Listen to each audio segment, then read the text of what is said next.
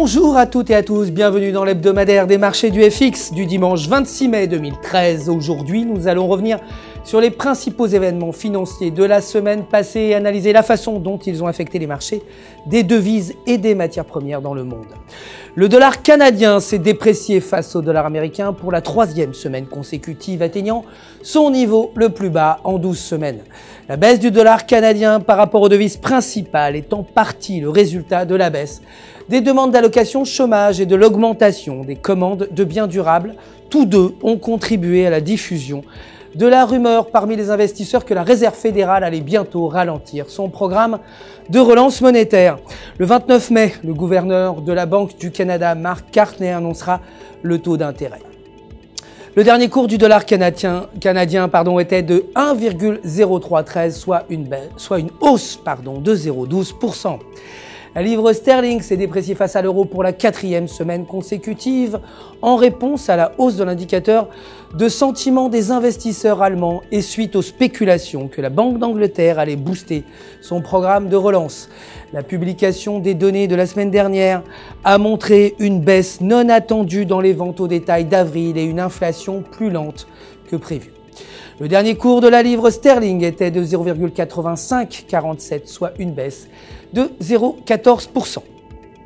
En réponse à la probabilité grandissante de la mise à terme du programme d'achat d'obligations, les futurs traders ont parié que le yen japonais allait atteindre son plus bas niveau contre le dollar américain depuis juillet 2007. Vendredi, l'indice du dollar par rapport aux devises de 6 partenaires de trading des États-Unis a enregistré son plus haut niveau depuis juillet 2010. Le dernier cours du yen japonais était de 101,27, soit une baisse de 0,72%. La probabilité croissante de la fin imminente du programme de relance monétaire de la Fed a entraîné le prix de l'or à la baisse, qui est tombé 3 fois en 4 jours, alors que le métal précieux a perdu de son attrait en tant que valeur refuge. Au même moment, beaucoup d'investisseurs et d'analystes prédisent que l'or va progresser la semaine prochaine, alors que le président de la Fed, Ben Bernanke, a clairement indiqué qu'il n'allait pas réduire le programme de relance tant que l'économie ne s'était pas rétablie. Le dernier cours de l'or était de 1386,40 $ l'once, soit une baisse de 0,31%. Le pétrole brut a enregistré sa plus forte baisse hebdomadaire depuis un mois, alors que les commandes de biens durables ont augmenté aux États-Unis, ce qui accentue les inquiétudes des investisseurs à propos de l'imminence de la fin du programme de relance. Le pétrole a chuté après que la Chambre de commerce américaine ait annoncé que les commandes de biens durables du mois d'avril avaient augmenté de 3,3%. Le dernier cours du pétrole brut était de 94,15 $ le baril, soit une baisse de 0,11%.